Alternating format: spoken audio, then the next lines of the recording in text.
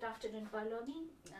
It's indeed a great pleasure to have you give us this interview at your house in Harrow. The date today is 30th of April 2017. If I may start with your early life, tell us where and when were you born? I was born in a Jewish hospital in, it was called Birthstead Hospital in Lordship Park in Stoke-Newington in Hackney. That's where I was born. Okay. And in London. Can you tell us a bit about your early childhood? My early childhood was, I would say, it was of two extremes, if I'm being honest. On one hand, it was full of music and books, and my mum had saved up enough money to get an old upright piano, so there was that, and a really, really basic, very, very basic turntable, so there was music played. And on the other hand, and my father used to bring me all sorts of books and things. On the other hand, it was quite violent as well. So in the house there was violence. My mum suffered violence. At the hands of my father, it was very extreme. So I have a lot of my memories have been built up of my childhood, of things I've been told rather than what I actually remember. But post all of that, when my mum finally left him, and then we travelled around and then came to Harrow because an uncle was here and he was supporting her. Things changed, but that bit of the childhood was being dragged from sort of Hackney, which was very mixed, to a place which was predominantly white in the 70s, but also, more importantly, the National Front were very active. So I remember my childhood here being in sort of bed sets and things as well until we eventually moved into a house. But it was, my mum dragging me around as a kid to the parents' houses of the children she taught who had National Front posters in their front room, in their windows and things like that, and trying to talk to them. So that was my intro to Harrow in a way. And being put in an English as a second language class, there was no understanding of bilingualism, let alone multilingual teaching or anything in this borough. It was really awful. Very few Asians, very few Afro-Caribbean people, some Irish. Again, it was generally the Irish and a couple of Afro-Caribbean boys who were put in English as a second language, and they were stuck. And English was spoken amazingly. It was just because they weren't white English middle-class kids, basically. And gypsies as well. So it was a great class to be in a way. But my mum put a stop to all of that in Harrow, and because she was already working with, I think she was working with Berkshire County Council on bilingualism, multilingualism and things. So, it was that. When was this approximately? This was when you grew up in Hackney. In 70. It would have been, I had to work out how old I am as well. 72. 73, 73, 74, But you talked about the good bits about your childhood where you were surrounded by books and music, and do you think all that influenced your future development? I think it did. I think it ignited the spark of interest, And my mum was very keen when I was a kid. She used to do these flashcard things on me and all of that sort of stuff with boats when I was a baby. And because she was an educationalist, and I think you could do a lot where she used to work in Hackney and Haringey. There was a lot of forward thinking, and because of the Inner London Education Society. So I had all of that, yes, it did. But I think what also influenced was, I remember one of the first assemblies at school in 76 High School. And one of the kids had brought in a record, and all you heard was, "God save the Queen of this fascist regime." So it was a Sex Pistol, and all you heard was this, a scratch happening on the record, and one of the teachers probably picking it up. And I thought, what's that? All the kids were like, what is that? That sounds really exciting, because you knew it was something dangerous. So I think, actually, the idea of punk played a big part as well, and post-punk, the attitude, the politics. Plus being involved I joined AFA, Anti-Fascist Action, and I was trying to find people who were similar to me, Asian, Afro-Caribbean as well, specifically. So I ended up meeting somebody when I was very young, when I was 13, because I was reciting what used to be the Commonwealth Institute in Kensington, and they used to put on shows. My mum was very keen to encourage me to do poetry, so it was a big thing with Ompu and Nasruddin Shah, and I was reciting my sort of teenage angst poetry, sort of punk poetry type of thing. And a young guy came up to me and said, do you fancy setting up a theatre company and stuff? You know, it's the attitude. So suddenly a whole host of people who were like-minded opened up for me, and I got involved in things like South Monitoring Group, South Black Sisters, all that sort of stuff. And I was already going to protest outside the South African Embassy as a kid with my mum, so that continued as well. And it was, it's the rest is history, as they say, setting up a theatre company at the age of 13. Could you describe a little bit the political situation at the time? You know, I think it's very difficult today to understand how the late 70s and late 80s. 70s or mid 70s, yeah, how the situation were, and you know, especially for maybe a child of Asian immigrant. Yeah. I suppose it depends where you lived in London at that time, say early 70s, late 70s. I mean, my memory as a kid, say in Hackney, you know, that I don't remember facing any street racism. I don't know about institutional, I was too much of a kid, but definitely in Harrow, in teachers, the attitudes, the immigration laws, having to stand up. One of my good friends that I still know today, there was an immigration law passed, I think it was by the Labour government actually, and I think it was under Tony Benn, which was the most horrific, one of those British Nationality Acts. And if one of your parents wasn't born in this country, you had to stand up. So it was the Irish-Polish girl who became my friend. She had to stand up, I had to stand up. And we knew it was wrong, and we were what? We were still in what was called primary school. We were 9, maybe 9 or 10, and just before going to high school, and that was it. And she protested, and we knew it was wrong to be singled out like that, because they were asking school teachers to note down whose parents, and that you can do that in a subtle way. You can ask each kid privately, but it was that humiliation. And I think another Irish girl stood up as well, or a Spanish girl. It was a Spanish girl, yeah. So yeah, me and the Irish-Polish girl became really, really good friends, because she was not having any of it. And there was a lot of jingoism and a lot of nationalism as well, huge amounts of nationalism about being British. And it was, yeah, you think about the newspapers, the television, it was so racist. There was that stupid programme, Mind Your Language, which didn't reflect our lives. And the funniest thing was, some of those actors spoke with an accent like mine, but they put it on in Mind Your Language, you know. And they had some of them had really clipped actor accents. That was the funniest thing that I discovered later. Yeah, it was pretty awful in many ways. But on the other hand, there was Star Trek. There was the idea of sci-fi, and the fact that there were protests happening as well. Then the big Grunwick strike happened in London of 76, and that was just all over the news. And it was beaming into our television screens, whatever, you know, in our front room. So that was pretty startling and momentous to see that actually on television for so long. And I think by the time Thatcher came along, again, things had changed. If we think about the Race Relations Act of 1976 and the impact that had a big impact for people's lives. Plus, you had legal aid then, so people were actually taking cases to court. So things were shifting. I suppose it depends. Like if you think about, say, young Bengalis in the East End, that's a different story to say Southall. And if you think about what happened in Southall with the uprisings, you know, and kicking, that was so significant in the early 70s to have that happening. They kicked the National Front out, and that community said, we're not going to tolerate this. And it was much wider. And you think about what happened in Toxteth and Brixton. I think the first one was St Paul's in Bristol. So people were just saying, we've had enough. I mean, there was police harassment, all sorts of stuff. When you think about the SPG, the Special Patrol Group, and how they used to pick up young men, you know, Asian and Afro-Caribbean. I mean, it wasn't just Afro-Caribbean young men they picked up.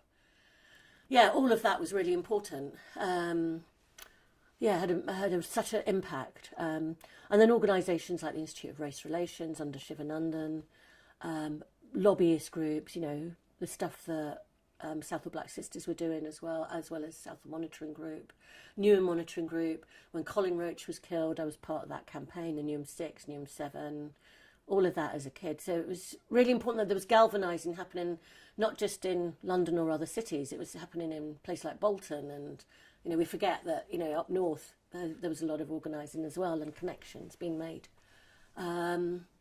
I think it was, in a way, it was a really amazing time as well. So now we're in the 80s. It was an amazing time with people gathering and networking. And you had youth centres and community centres, and yeah, I think the teaching profession started to change as well, with more black teachers going into the profession. Yeah, it was. Can you reflect a little bit from a personal level? You know, how you felt as a teenager. You know, sometimes I think. There are two experiences. Sometimes you become rebellious against the system, or you adjust so much. You know, what was your position? What was your way? I wouldn't say. I never thought I was a rebel. I just thought, because I was brought up also to be quite confident. I went to classes and all sorts of things. I did ballet. I was going to be a ballerina at one point, until my new teacher came along and said I was the wrong colour and too tall. So I left that very day. So that, yeah. And I just left. And I had special classes at the Royal Ballet School and all sorts. But I mean, yeah, that's another story though, and music and all sorts of things. But so I was very confident anyway. My problem was being told by teachers that I wouldn't achieve anything, and what was the point? I was just going to have an arranged marriage. You know, yeah, the English teacher. But the English teacher that we had, brilliant English teacher in terms of learning grammar, literature, all sorts, but a complete... I would call her racist. She was sexist. She hated girls, it seemed, as well, and she was really racist. And there were all sorts of incidents, and I'd speak up. And you know, we couldn't. The word racism wasn't quite in our vocabulary. We were too young in a way, but we knew it was wrong. Yeah, but pretty much by the time I finished high school, I probably called quite a lot of teachers racist, and we'd organised and protested and done all sorts of things in the loos, writing sort of all sorts of stuff, you know, as kids, as teenage rebels do in a way, I suppose, in that way, a rebel. But it wasn't rebellion for the sake of it. It was actually pointing out the mistakes and the injustice of things. And there was a lot of it on the streets as well. The people made assumptions about what you were going to be like because you were Asian and you were a young Asian girl. You're just going to have an arranged marriage, etc., etc.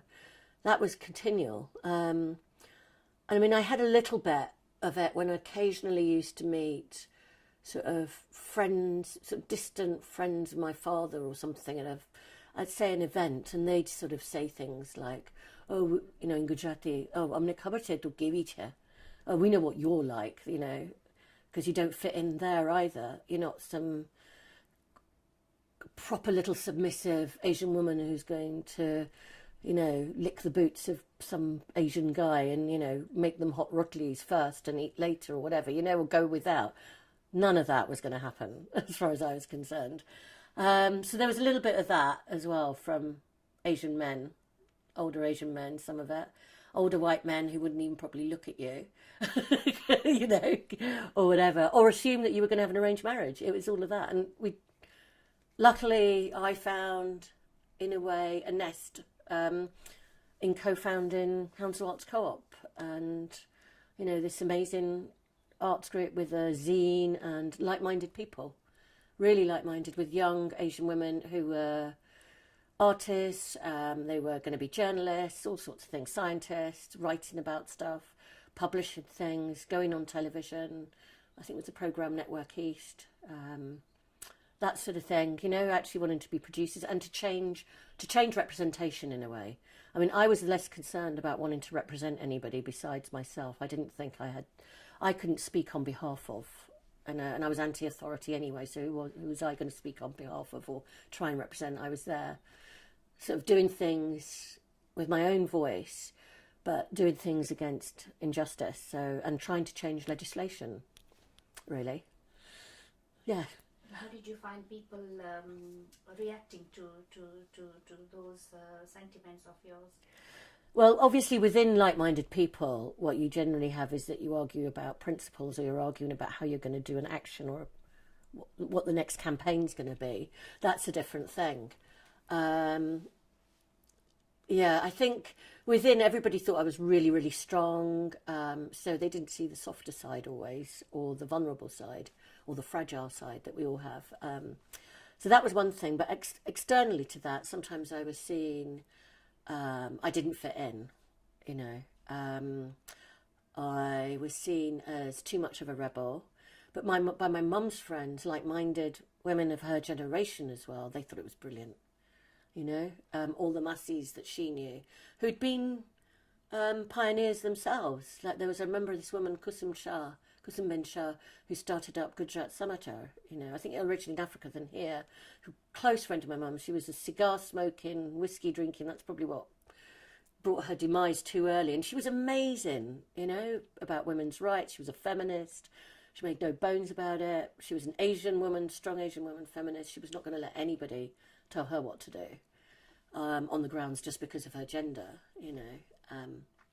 So yeah, amazing, absolutely amazing. I was also then, because I suppose what happens is that I was allowed to go out quite young, so I used to go to plays, I used to go to operas on my own.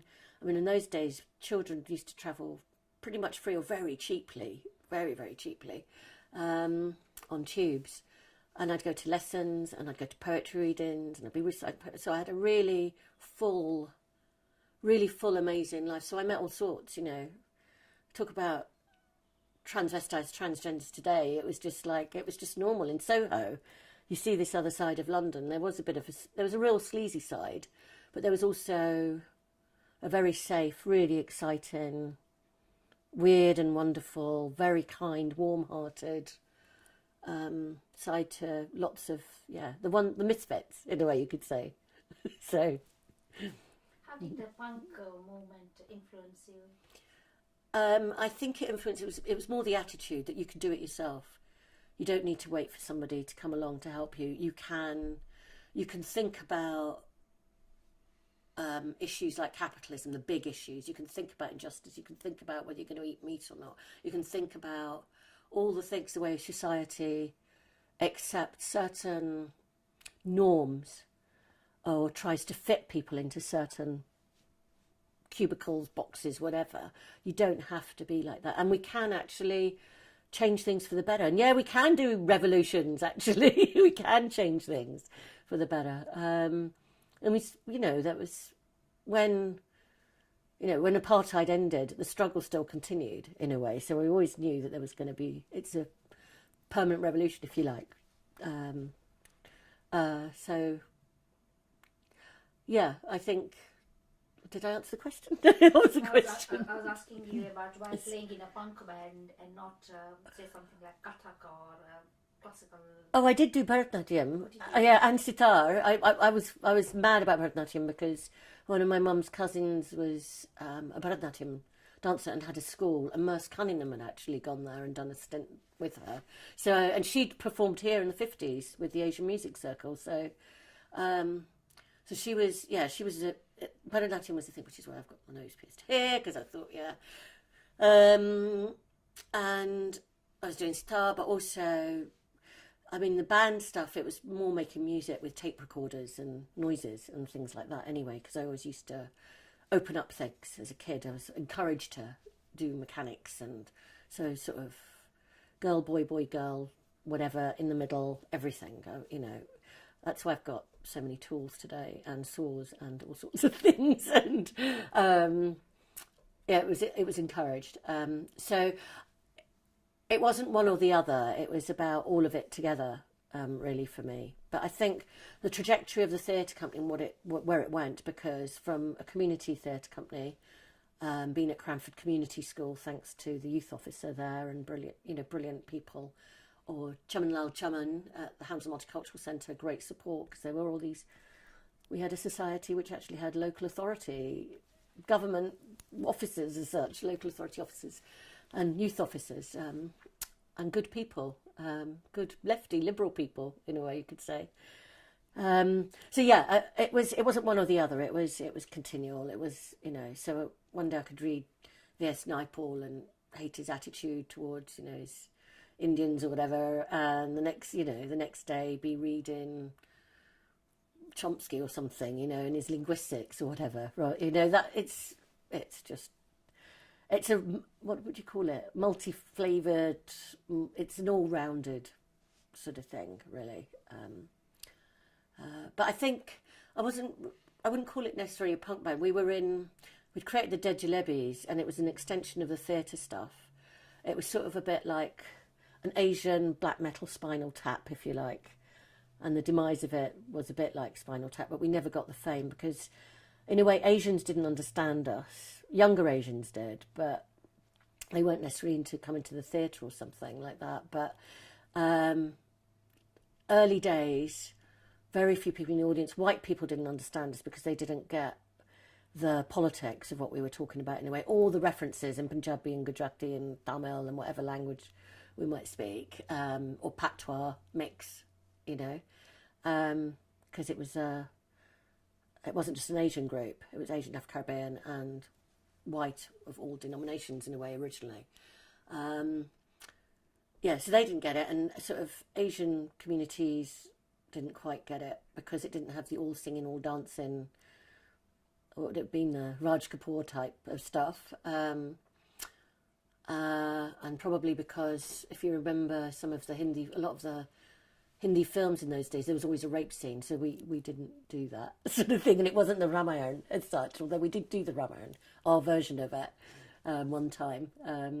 But then audiences started to build up, in a way. People did start to build up, and then by the time we got to Waterman's Art Centre in the 90s, where we were resident, yeah, I mean, it was sold out all the time. Regular monthly night we did, and yeah, it was just huge. By that time, we built up an audience for it, and there was a younger audience as well. People started to understand that absurdist, slightly surreal, political humour, but with our own references to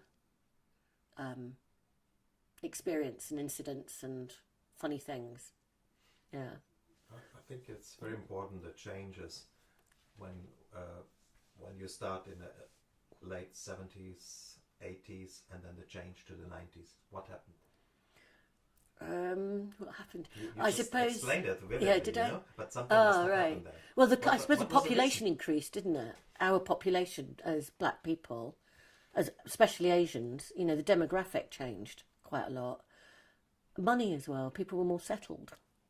When you think about the struggles of the 70s, so many people who worked at the factory, like there's a great book I've got called The Arrivants that I did the launch for, in fact, published by the Race Collective in the 90s, but Darcus Howe has done the forward, and he writes about the 70s, and he describes it really vividly of where people worked and who you'd meet, say, in London at any given time. I think he was talking more about North London or East London, really. But, you know, he mentions Heathrow, and you think about Heathrow in those days and the Asian women who worked for next to nothing. Oh, that was another campaign we did, you know, South of Black Sisters, the campaign for proper wages and unionisation at Heathrow Airport.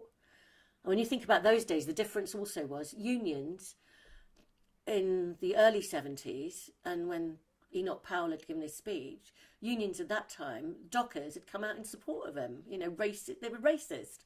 They were just not only sexist, they were racist. And then by the time Grumwick happened, of course, we know the story with Grumwick was that the unions, it was their moment, up to 20,000 unionists supporting these Asian women in saris or whatever, you know, which was another stereotype, of course. And having just curated the exhibition recently, it is quite funny how those stereotypes still linger. That who you can support and why they were supporting it when they hadn't supported other Asian workers, Asian female workers as well. So I think the unions gradually changed as well from between the 70s and 90s, and you know, with in a way you could say the trade union war with Thatcher, that changed so much, where Thatcher brought in those laws, so you know, getting rid of collective bargaining, the way you can picket, the way you can support other workers, all of that changed things. Privatisation of our national services that ancestors had paid so much money into, that had also been paid for by colonialism, all of that got into private hands, changed, I think, the whole way in which people engaged with communities themselves. And I suppose now, if we look at it, again, the idea of, you know, in a way, people always look back and are nostalgic about things. But one good thing that was there was this sense of, there was a civic culture, however racist it may have been, and that changed in cities with campaigns and people joining the local authority force and changing the makeup of it. Again, it comes back to representation, I suppose. But today, where it's actually disseminated, you know, it's all, well, decimated rather is the word I should use, where you don't have those buildings and people. Everybody works remotely in a way as well. So that sense of civic culture is lessened, I think. And people seem to be able to organise more around an ASBO than they do to be able to actually ensure that their council house isn't sold off or whatever. You know? Yeah, we live in very, very different times again now. I think you very much described the upper structure, which has changed, the functioning councils, support from their side, from the government side. But what don't you think, you were talking about your peer group? Yeah. Don't you think also something has changed there? Can you describe your peer group? I don't think my peer group has necessarily changed that much. We just got older, greyer, everything hurts, that sort of thing, physically. I think the attitude is still there, though, and within my peer group, and also the people that I was with in the theatre company. I mean, one of them became a Khalistani, we'll say less of that. That's the only problem. Some of them became a bit religious or something. But we'll ignore those. But overall, no, I don't think the peer group's changed. A lot of people are still, some of them may have gone more into party politics, but some of them also got jobs in trade unions, have done some good work. I mean, South of Black Sisters is still going. South the Monitoring, well, it's not called South Monitoring Group, it's called The Monitoring Group. Those people are still there doing the work that they've always done. It's more of a challenge now, in a way. But I think what is changing again is that because people are reflecting back to that time around political organisation, and because of the cuts and the austerity measures and the way people are hurting, and now, of course, because of Brexit, I think people are looking back to those struggles to see, how do you organise again? How do you make those links outside of just social media and the internet? You know, how do we ensure that the bits of the NHS that haven't been completely sold off aren't sold off? And that takes organising. So what semblance can we still keep of some of the rights that have been struggled over? Because at the end of the day, employment rights, all this sort of stuff, Race Relations Acts to protect people, Sex Equality Acts, Disability Act, all of this stuff. And then the European Acts of Parliament as well, which are to do with human rights as such. All of that has come out of people's struggle. That hasn't come out of a couple of philanthropists at the top or lawyers going, oh, this would be really good for society. It's come out of absolute struggle of people campaigning, lobbying, saying we can't have this. This cannot continue. And I think people are galvanising again, actually. I think we've lost a lot of ground, and we're going to have to see what happens. I get personally quite frustrated sometimes, you know, with it, because there are also other friends who sort of give money to charity and say, oh, it's not in our hands to be able to do it. They've never gone on a protest. They won't do it. And I've said to the ones that do have children, I'm not fighting on behalf of your children anymore. It's up to you. You know, you have to look at what future you want for your kids and their kids or whatever. That's your fight now. I'm going to look at whether we can still have pension rights or whatever for us now. But yeah, it's also more internationalist, of course, and looking at how some big time philanthropists are also working, and how they're working across the board, some with business, some outside of business, or how some businesses are also not just startups but bigger businesses, and how they're integrating philanthropy but also how to organise within their structures. And that's something that's new as well. Like, you know, when you look at some of the structures of art studios and start-up places and creative spaces and how they're functioning and how they're bringing people together to share skills, knowledge, and to be self-sustaining as well. Seen and how different galleries have changed, and I think your Usurp Gallery is quite a classic example of the kind of things which have been happening now. Can you tell us a bit about the work you're doing with them? Oh, sure, yeah. Well, I founded Usurp Art as a space, the building, because I was looking for a new studio space again, and I'd moved to Harrow from central London, so I'd come here because of my mum, and there was a gallery space there, a private gallery, and so I used it initially as my darkroom, and then conversations with the Arts Council discovering that there was no public art gallery in this borough or anything. So one thing led to another, and in 2010 the group Usurp existed as such, a group of artists, and so I set up the actual gallery space, a studio space, and I really wanted it to be a collective. So it literally from scratch of advertising for volunteers, advertising at a local university and college, and getting some leaflets out there, we sort of set up a group. And it was up to 40 people were involved, and for 5 years, pretty much open every day, but we had lots of events on, so it's not just a gallery with pictures on the walls. There's been happenings. There was something called the Usurp Arts Lab. We've had film festivals, free improvisers, weird, wonderful experimental music, live art performances, sound installations, photography things, all sorts. And working, the big thing was, and I think that reflects back to the work I've done in the past, the big thing for me was that some of the service users of charities, they would sit in somewhere like a coffee place and we're just doing bead making, which we thought was ridiculous. So we did things like land art, learning about actual specific artists, processes, contemporary artists.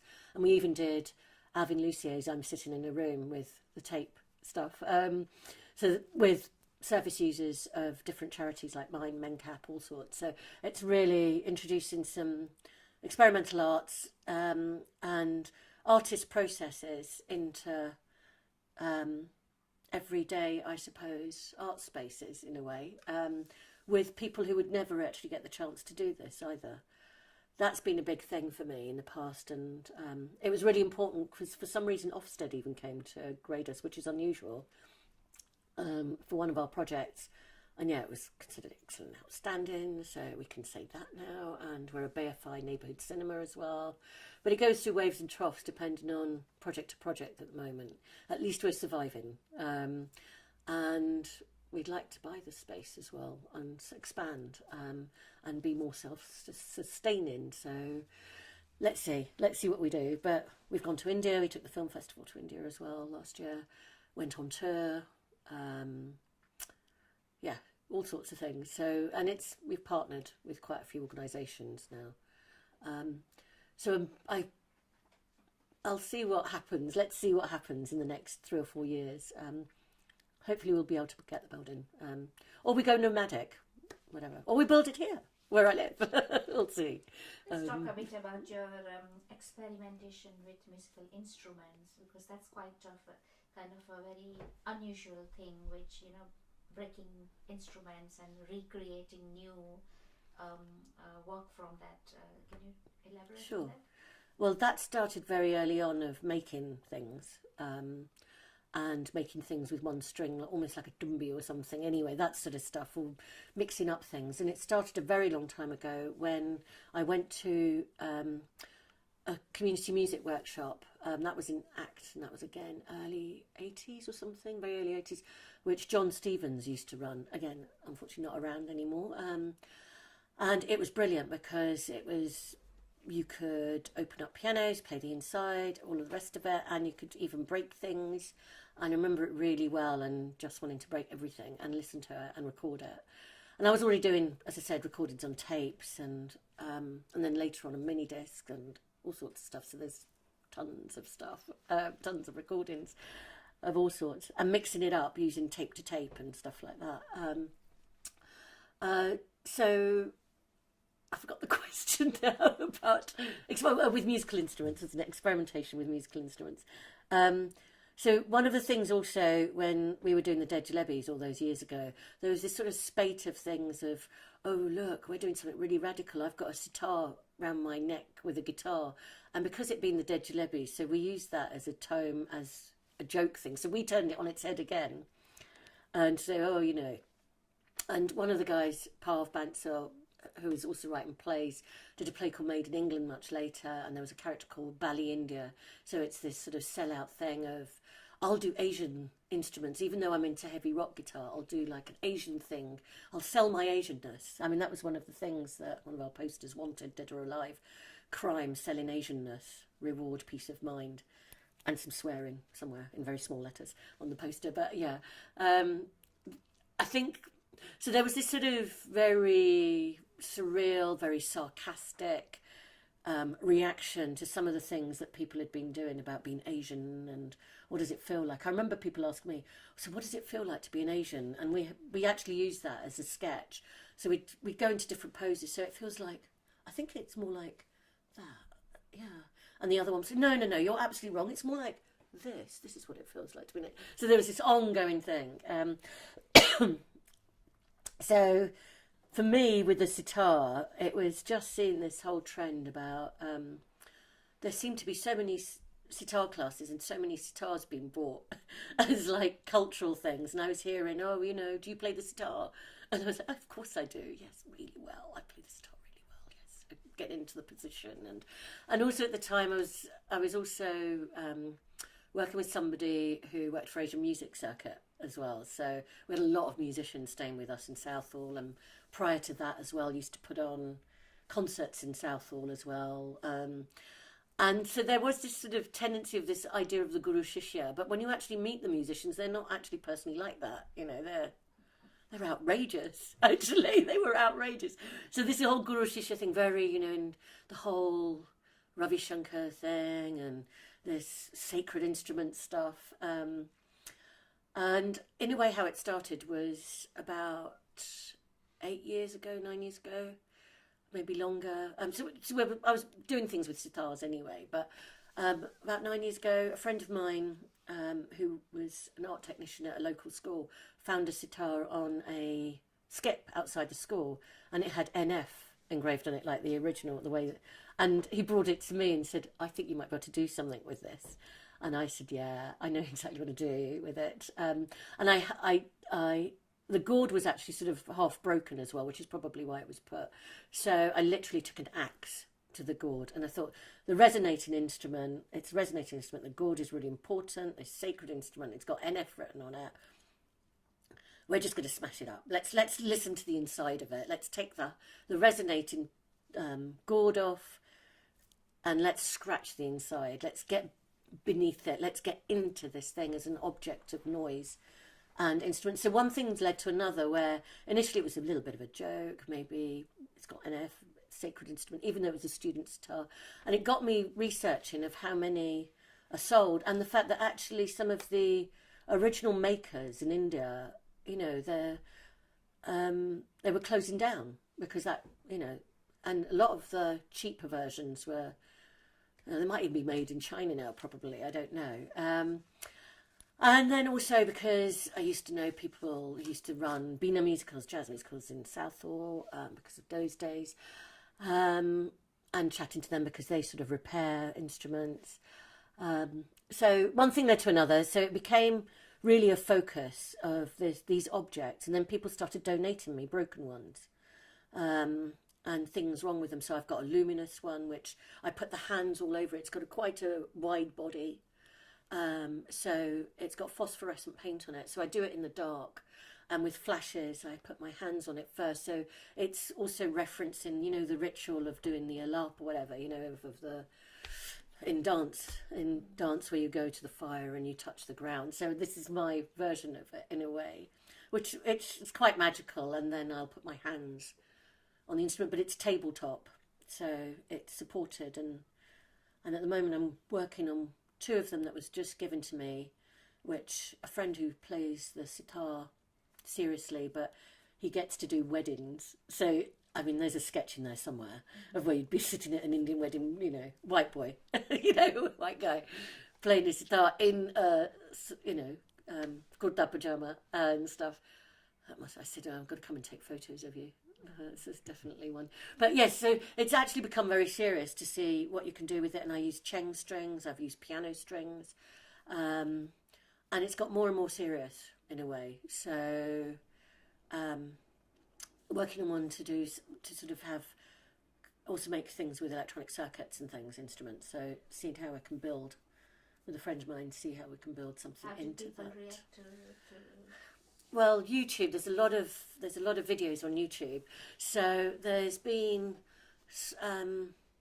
it seems, some of the white people who are learning sitar are really angry. But on LinkedIn and on YouTube, I've had some ustads just saying, this is amazing. It's absolutely amazing what you're doing. And do you know about so-and-so who's done a twist with a banjo and a sitar and this and that in India? And so in India, when I was there last year, people were like, yeah, so.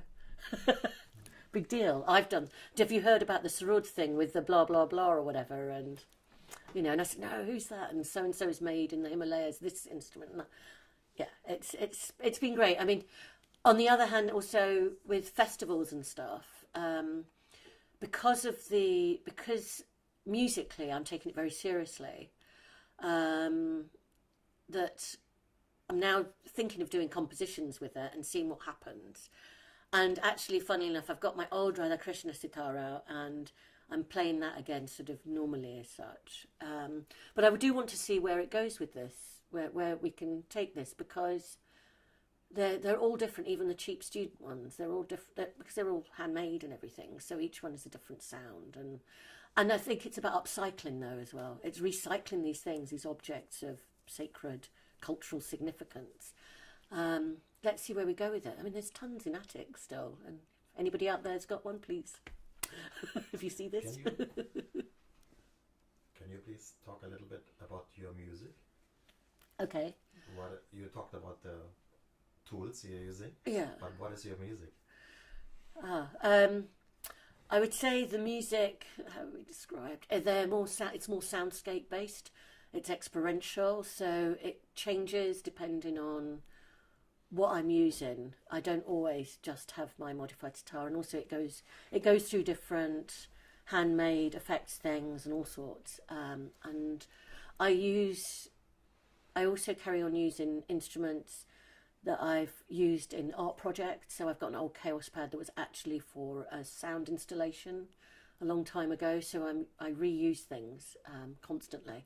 So the music is more, when it's live, I would say it's come under the sort of noise genre as well. I play also with free improvisers. I do duos. Somebody who plays a tabletop, a semi-acoustic bass as well, but also makes his own instruments, sometimes in trios with a guy who plays Duff and also uses Super Collider, or I think it's Super Collider, yeah. So using programming stuff, which is more multi-channel. And I also play with another woman who makes her own synths and beatboxes and stuff. So that's more noise orientated. And I also do solo, which is more compositional. And so I'll give you an example, say. One thing that I did, which was performing at a place called The Beanie in Canterbury, that was more like a live art performance. So I had a variety of instruments and also some VLF receivers and radio transmitters and all sorts, as well as my sitar. And I actually walked around with different things in the space. So, so creating quite focused points of sound and letting those loop or actually just play themselves, and they sometimes play randomly. The instruments do their own thing because they're electrical circuits and subject to their own whims in a way. So then I would overlay that with other things or voice. So I didn't stop. Have a sip. Yeah, yeah. The music is getting more complex now as well. Yeah, there might be multi-channel or even just mono, but the actual music is getting more complex. I'm looking more at notating things graphically as well, and taking it one step further rather than just performing live. You talked before about your past and your development, and do you think there's a musical element from Asia or from India or from Gujarat in the music? This is like that question about what does it mean to be Asian? Is it like I'm Gujarati, so it must do. Yeah, I speak Gujarati. Yeah. Oh no, sometimes I recite in Gujarati as well. So I did one of the performances that we did at Liverpool Philharmonic. I think I did some recitations in Gujarati from one of my mum's poems. So, so I do bring that into it, but probably more vocally. I mean, obviously, because I used to remember being my mum's influence of that and her own poetry and music and songs, and also I remember haluras and stuff and garba, of course. Garba is such a big thing for me. I mean, it's not. I remember in the 70s because you had a lot more live instruments and less cheap pianos. You know, if they just got the keyboard right now, it might be better. But it used to be the harmonium and vocals, and I think there were some really brilliant singers around as well. And obviously it was mic'd up. But when I was in India a few years ago in Gujarat and went to a massive garba, yeah, that was something. That was really amazing as well. So yeah, I think maybe the garba thing, but I think old school, and so it's more. I would think more Saigal rather than. Can't think of anybody right now. Or maybe something like Runa Layla or whatever, or Usha Prashar, or I don't know. It's more cabaret maybe. I don't know. Maybe more classically orientated music as well, because that's what I listen to a lot, more than filmy. So yeah, I think it's probably that. Yeah, probably definitely Garba would influence. I think. Yeah, some of that. Just a follow-up question to that. But it's more. Sorry, I was just going to say. In a way, you could say it's more grime even as well. It's all sorts. It's a mixture of noise, and it's contemporary classical. It's sound art, whatever. Yeah, as well. So.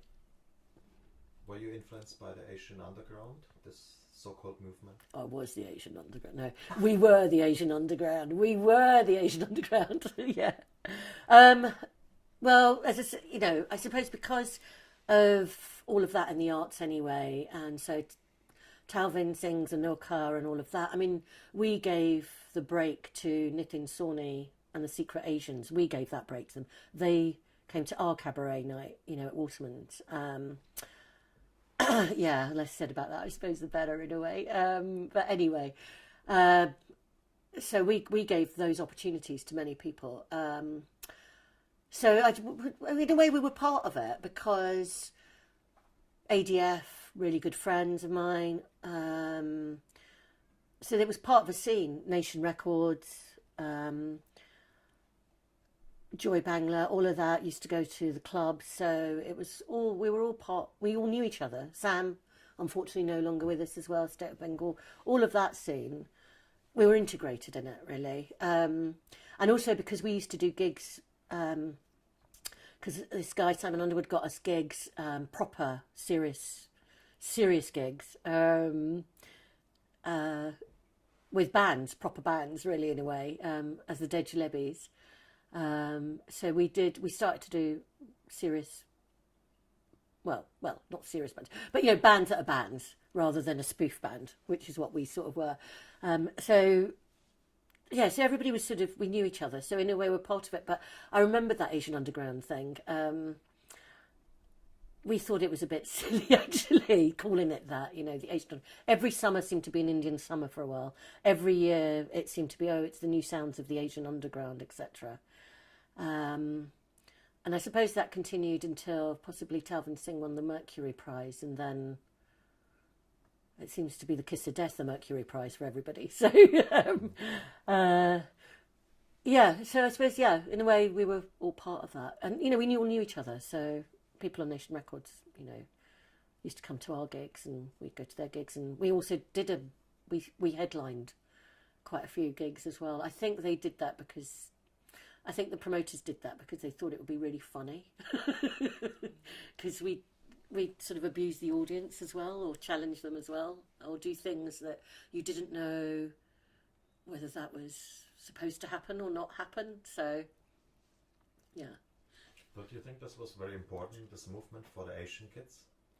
I think so, yeah. I think absolutely wider. It was that thing again of representation, of people seeing, oh, that could be me doing that, or I could be that person. Yeah, because I think it was very important. Because people do like the idea of role models, you know, and their role models. Some, you know, for some people, for me, it was never that. I thought the last thing I would want is somebody like Mira Sayal coming to my school or something, or whatever it is, as an actress, because that's not my kind of acting. You know, somebody surrealist, maybe, really surreal. Not that she's not surreal, that she doesn't do surrealist characters. I'm saying, but, you know, just because she's an Asian woman doesn't mean that I'm going to suddenly model myself. But I do understand that other kids do want that and need it. I mean, I had Sun Ra instead, or, you know, yeah, or Sam Shepard's plays, or whatever it might be. I don't know, all sorts anyway, or, you know, Spanish women, or whatever it might be. But yeah, surrealist painters. Yeah. Yeah, so I think it was very important, though, to see Asians do their own clubs. I mean, remembering that, you know, Joy Bangla were around well before the Asian Underground. They were already doing their work in the East End and everything. And also ADF had its education hub as such as well. And plus community music, there was community music. And then that's where sort of ADF started, in fact, because Oni worked there. So there were already some things that people could be part of. I think the other thing is that, you know, Bollywood, I suppose it wasn't called Bollywood then, or was it on the cusp of being called Bollywood? But Hindi cinema was here. It was in this, you know, it was on telly. You know, people had ZTV had happened. So there was probably another whole load of kids who were actually getting their role models and influence from that side of it as well. I think what was missing, actually, to be honest, I think what was missing was the stuff that I was part of, because we weren't on television. I mean, Goodness Gracious Me came out of what we were doing, basically. As Hack and the Sycophantic Sponge Bunch and all of that. A lot of that came out of all of that stuff. They got onto telly because they were more slick and less challenging, actually, because we were far more extreme. You just didn't know what was going to happen. And sometimes we'd improvise. We would actually, I mean, there was sometimes, I remember one time, the Christmas stage set we set on fire by mistake. The Watermans.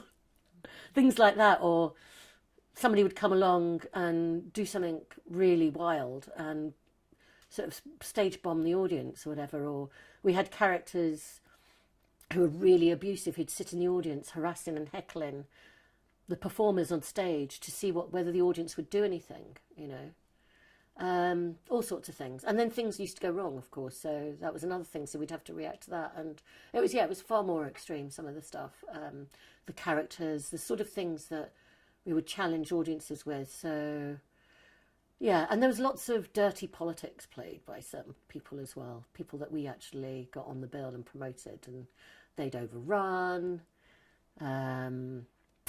Sometimes we weren't able to perform because we wanted to make sure that some of the community groups that we'd invited, so these other stars, so-called stars, would overrun deliberately. So they knew we would give up our slot because we were the organisers. So, you know, especially when there were TV people there, that sort of stuff happened, and we weren't the sort of people to fight about it. We just let it go, really, you know. So there was that sort of thing as well. So, yeah, I think on television, yeah, I think that made a difference. Films, books, of course, all sorts of books coming out made a difference.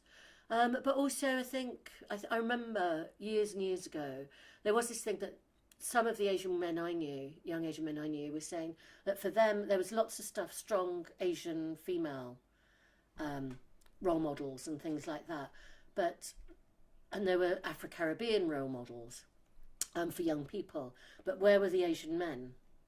That was one of the things. So I think maybe now with singers and producers, you know, big time producers that are around, maybe that's changed as well. Also, technology got cheaper. You could do more stuff, right? That it's very simple. So you could do stuff in your bedroom. Yeah, and I suppose there's another couple of generations on as well. And you know, money helps. It depends. Again, class is an important thing. Because there's lots of kids who don't have that either. I've made some films in the past using 16mm, and but I've also worked lots with video, so from high 8 video to you know, when it used to be on tapes and all the rest of it, and to now digital video as well, and working with computer programs. So I've made films, also, well, videos using photographs, and also done stop motion stuff, also participatory art projects with groups, making works together, again, a lot of stop motion things, but also curated film festivals, including Usurp's own Zone 5, because we live in Zone 5 film festival, but also programmed films. So when I worked at Ealing as a race equality officer as well, I was in charge of the anti-racism year film festival that I put on. So I've done things like that as well, yeah, and sort of film screenings, film showings, working with also projections, so moving image, working with moving image, also with music and things that are reactive, so image, text as well, sort of poetry films, and installations, as well as using it live, as I said, for sound, well, images and moving images that react to sound. So when you're performing live with sound, that the images change as well. So yes, in different contexts, really. Yeah, miniature projections, multiple projections. I've got about 10 slide projectors, so I used to do slide and tape things as well, quite big in clubs. Photography, because you published some work on your oh yeah, I've done a lot of photography as well, actually, which I'd like to go back to, but there's not enough time. So I've had work published. I also have had big exhibitions internationally with my photography from the Photography Gallery, to shown in Japan and all sorts of places, different places in America, at the Queen's Museum, and there's something touring at the moment in America as well. Those are videos, yeah. So I've had books published. There's book Red Threads. There's book published by Phaidon as well, with an introduction by Professor Stuart Hall, which was really great. And unfortunately, he's no longer with us as well. And also worked with people like Autographs. So I've also done big projects in Bangladesh with the Drek Picture Agency. And again, workshops again with both analogue and digital photography. So I like doing handprints and using cyanotypes and different processes as well as literally blowing up photographs with metal shards and things. That's my favourite, I think, to actually create that work. Yes, and then hand printing. Yeah.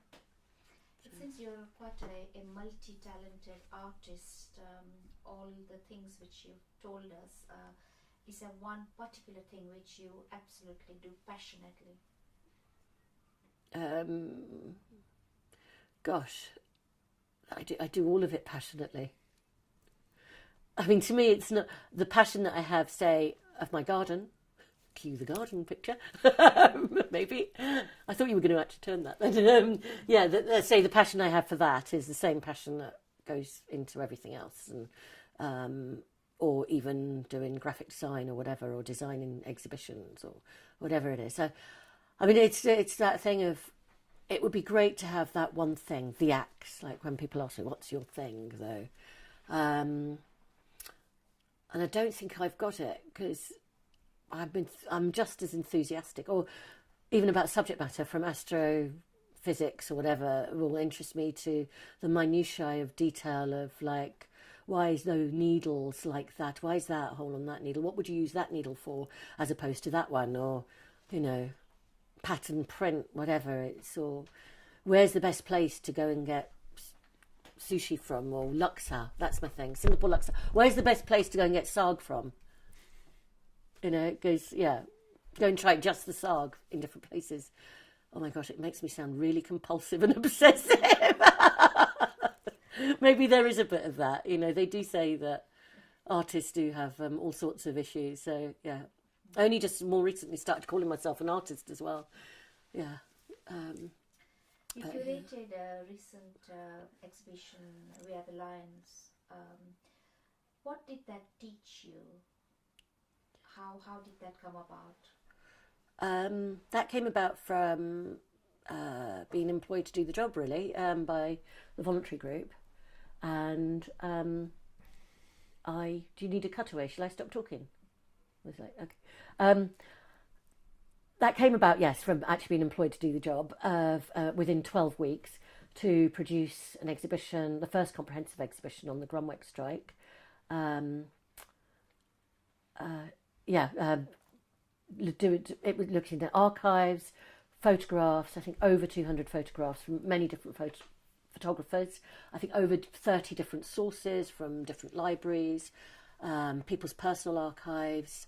I think and having to actually do the concept proposal for it, and plus me being me, there would be sound, there would be film, there would be what I decided would be banners that would reflect the idea of union banners, and also it had to be portable because they were hoping to tour it.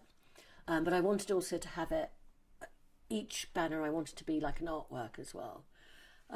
So I had an idea of how it was going to be, and the original Grunwick banner was quite influenced by Russian constructivism. So it starts with art. The very original banner painted by two of the young Asian lads who were the strikers. They obviously had some knowledge of or an inspiration from, and maybe it was of the time because of the 70s. So it links to one of L. Lazitsky's paintings. It's very similar to, so looking at the colours of that, and taking that as a cue really to actually design the whole exhibition. Plus there were mural workshops as well, so there were silk screens and all sorts that were coming into play. So there was a family area as well. So it was trying to conceive of this thing as a whole and how they would talk to each other. But also, I think what it taught me was a go with my instincts, which I don't always do. I always see the best in people and I allow for things. I think it taught me to get a better contract for myself in a way.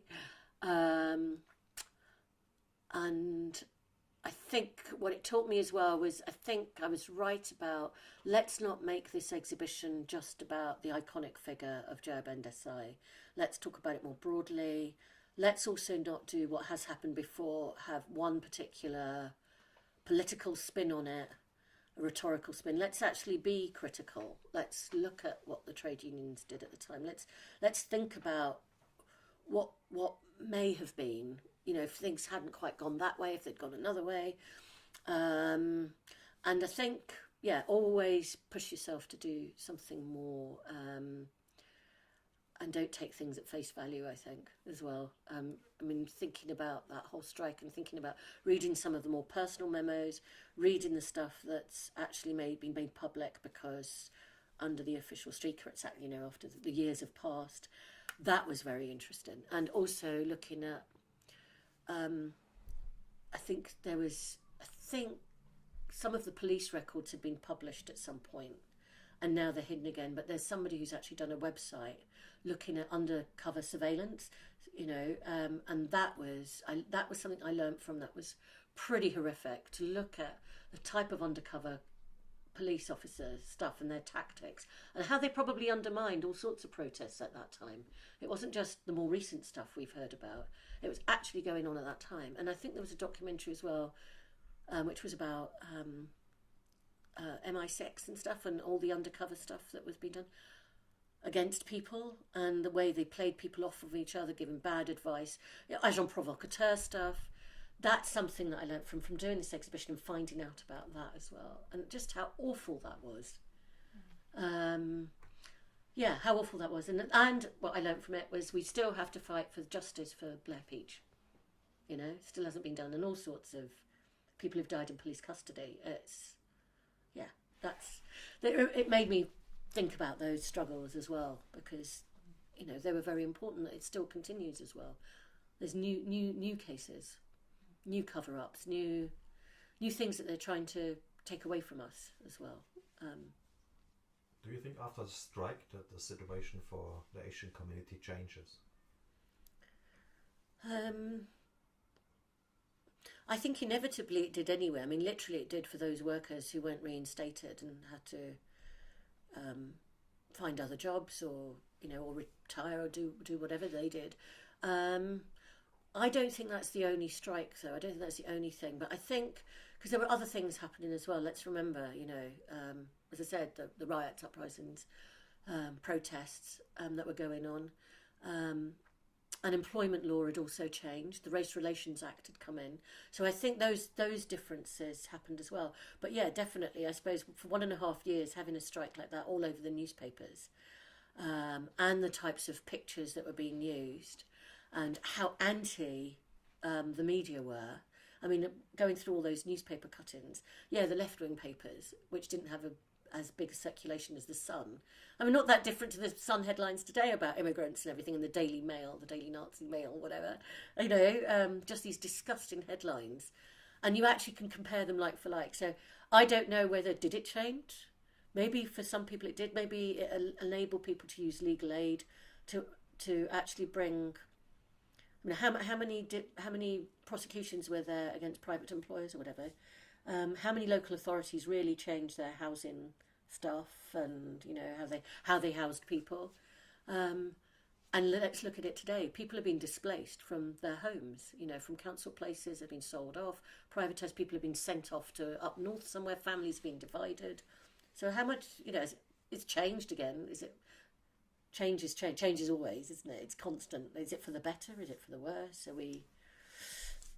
Some stuff I think is really gone backward, and the values. I think that, you know, certain values, or I don't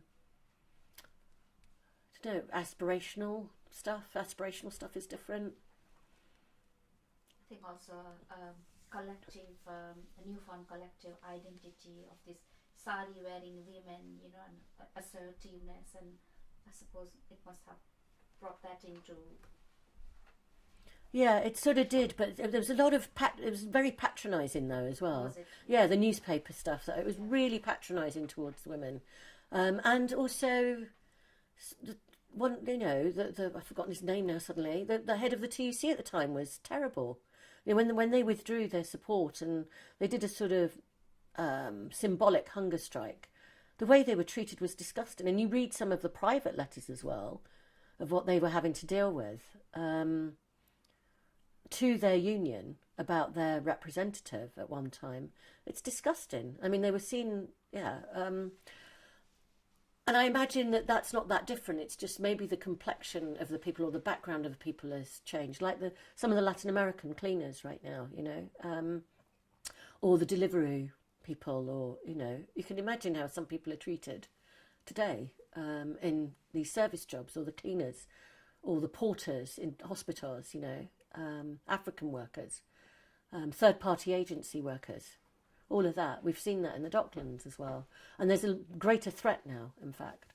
So I think at the time, yeah, there was a lot of newspaper. I mean, I think it was inspirational for people, and for also some younger people that I've worked with who said seeing that was just incredible, to see these Asian women and Asian men, but especially the Asian women. Yeah, it was incredible for them.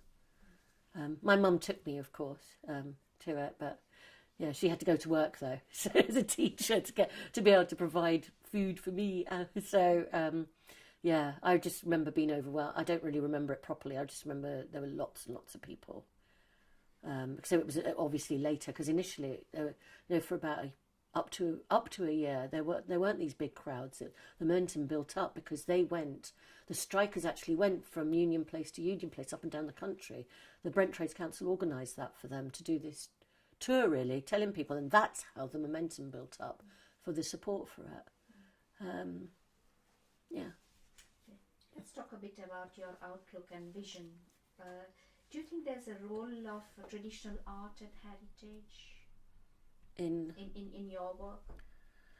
I think so, in a way, but I would say it's more abstract, like this notion of circles, you know, whether we see it in Rangoli or Garba or whatever. I mean, Garb, the womb, you know, the very word. And that's something I'm working on at the moment, actually. That's a project I want to work on. So this notion of circles, loops, there's that, I think more philosophically, of when we think about Gujarati, it's pretty vast, like I was saying earlier. To me, Kachis are Kachis, you know, it's their own background with their own history and language and everything. Culture, art's incredible, embroidery, the way of organising in a village as well, and all the different nomadic peoples that come under that area. So let me think, there's the idea of maybe pirates, because we know that in Gujarat there was also that slave prison up in the north of Gujarat, which the Indian government keeps very quiet about, because I think some Indians were involved in it as well. We've got the influence from the east side of Africa across the ocean. Is that Gujarat as well? Surat was such a big port. You know, the East India Company, it was the biggest. That's where the biggest port was for them. Is it that influence? Is it Gujarati? Some of the Gujarati literature or poetry that my mum used to read to me as well. I don't know. Yeah, maybe there's probably some influences there, and certainly I've done pieces with LED lights and VLF as well, which have been called Rag Rangoli and Radiophonic Rangoli. So those are video pieces with LED lights, and it's an installation piece. So yeah, there's that influence, although Rangoli is done all over India, you know, in all different ways and called different things. So what's the essence of being Gujarati besides food or something? What else is there? Let's think. I mean, yes, the Gurjari, the poet, you know, when the riots happened in Gujarat and so many Muslims were killed, Gujarati Muslims, Gujarati-speaking Muslims, you know, Gujarati people were killed. And they went over, they dug up the darg, the grave of Gurjari, the poet. He called himself Gurjari. That's the type of Gujarati I feel I am. That's my Gujarat, you know, in a way. That there was this poet from somewhere else and made Gujarat his home. He was born in Gujarat. That's the Gujarat that, you know, is in my heart. That's the essence of that sort of thing. It's that, or it's the people who've organised and done things educationally or whatever. Yeah, I'm just trying to think, you know, the Gujarati language as well, because I speak it. So I think, obviously, that being bilingual in that way, yeah, it changes the way you think as well, I think. So, yeah, I think language plays an important role in it. But I mean, there's some stuff that I've seen, say, for example, on YouTube of some of the stereotypes of some of the younger ones do of comedy and Gujarati stuff. And it's all about money, or it's all about, you know, like we said earlier, Shahs and Patels or whatever, and that, or the Patel, there used to be something called the Patel rap. I mean, no, that's just irritating to me, really. That's all irritating. And as I said, you know, all those stereotypes about, yeah, Gujaratis are just after money or whatever. Yeah, it's just not necessarily true, maybe, but yeah. I don't know. Or is it the Gujarat, which is, yeah, as I said, full of fundamentalist hatred or communalist rife? All of that, that's not my Gujarat. Although it is, yeah. I mean, how do you Gujaratis feel have big problems. When you go back to Gujarat? How do you feel about the place? In a way, at that's home? interesting you say about going back. It's not back, I was born in London as well. So yeah, it's because both my parents in a way were displaced anyway, and my mum's family comes from wherever, mixture of places. So there's a displacement there. I suppose my father can definitely trace his family back and ancestry. The roots are quite old and can be traced back. And it's Nosari, it's Surat. In a way, because as a kid, we always used to go to my Masi's place, which was Udwara or wherever, in a Parsi town, of course. So that's more like my part of India, but then also having family friends all over. So to me, India is not this other place.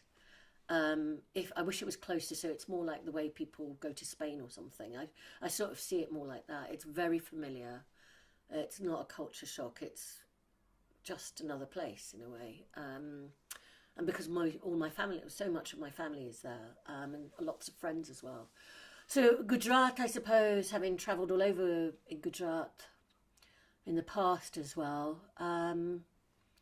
Language is one thing. It's great to be able to use Gujarati all over, except for, of course, in Kutch, because I don't speak Kutchi. I think the changes in dialect and everything are very funny as well. That's great. So, I mean, what would I say? Ahmedabad is appealing because it's a university town, and I remember as a child, when my mum took me to Ahmedabad, seeing Asian girls on motorbikes. Yeah, I hadn't really seen that here, and they're on scooters or whatever, rather. That was really something. I mean, there you go. There's the role model thing. It's actually happening there. Asian girls on scooters, just ordinary. It was just like, wow. Because you didn't even see that many women on motorbikes here. And now, of course, I mean, in America and here, there's sort of Asian women's bikers clubs or whatever, or that sort of thing as well. There's certainly African American, bikers clubs in America, which is really interesting. So, that when I saw that, and that was really, there was this contrast between, I suppose, a long time ago, and even today, I suppose, that contrast of certain things with middle-class families here, maybe, and the stereotype that they still expect Asian women to be a certain way, that family pressure, or to marry within your Nat, Jat, Gujaratis. Whereas in Gujarat, it's different, of middle-class families, of what women can do. They go all over the place. But still, I suppose there's a truth in a little bit of everything. But there aren't that many single women in Gujarat who live alone. There aren't today, compared to, say, a city like London. So I think there's these, it's, waves, not waves of trust, but there's different nodes and things that, but Gujarat is, I have to admit, I can't remember the last time I went to Gujarat. It was probably now 10 years ago. And you set up a charity, something, didn't you? No, the HIV/AIDS charity. The headquarters of that was in Lucknow. It was the first HIV/AIDS charity in India, which was co-founded by Shivananda Khan, who unfortunately died a few years ago, and myself. And we actually set it up in London called the NAS Project. That was in the 80s. And the reason why we set up the NAS Project was because of the racism suffered by HIV positive people who happened to be Asian or Turkish, and that's how it all started. So some of the service providers at the time weren't actually catering for different backgrounds and cultures, and some of it was quite racist as well. So there was a need there, so we set up that HIV/AIDS charity, and then we set it up in India, and an orphanage was set up.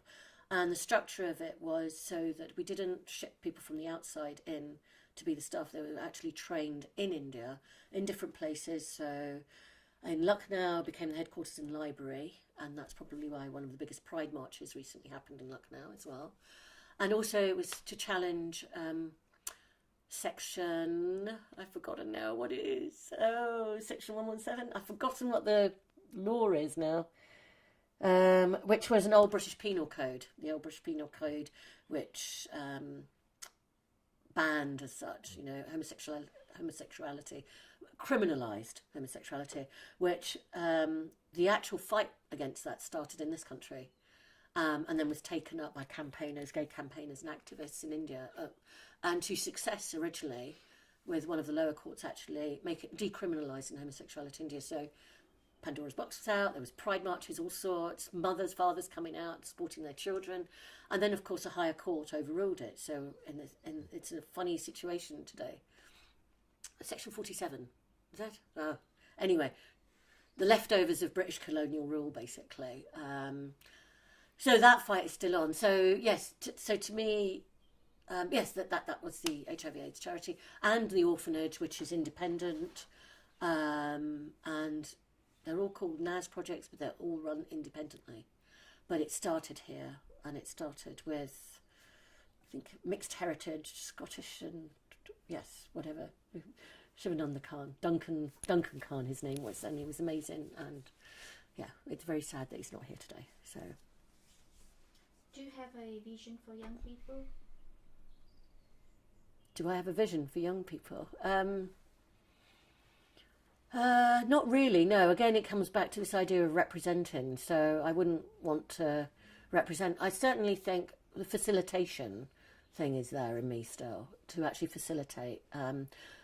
And at different times, it changes. I mean, it's not just young people, it's also older people. People are living longer, let's face it. And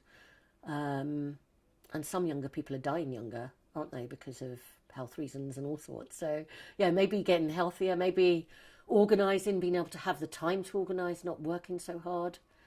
Don't drop out.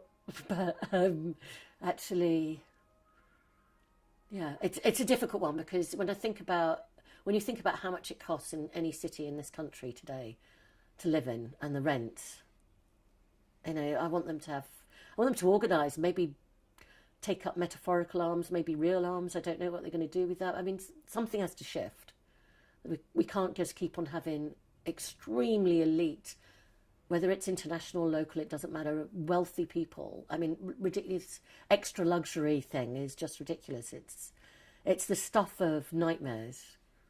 You know, there's all this customised stuff. I don't, you know, what are young people going to do when you've got that, you know, 1% or whatever elite taking so much of the resources, and things are getting more difficult. Yeah, people need to, I think that's all I can say is young people need to organise, and us older ones need to think about what we're going to do with if we've got property, what are we going to do with them? How can we organise ourselves? How can we live a different life that isn't so personalised in a way? And it's probably easier for somebody like me to say that, but I think we need to start rethinking that and seeing how we can organise and maybe not lose so much in our everyday lives and to big corporations. Yeah, maybe buy back some of those bookshops, buy back some of those little places that were there. Don't know.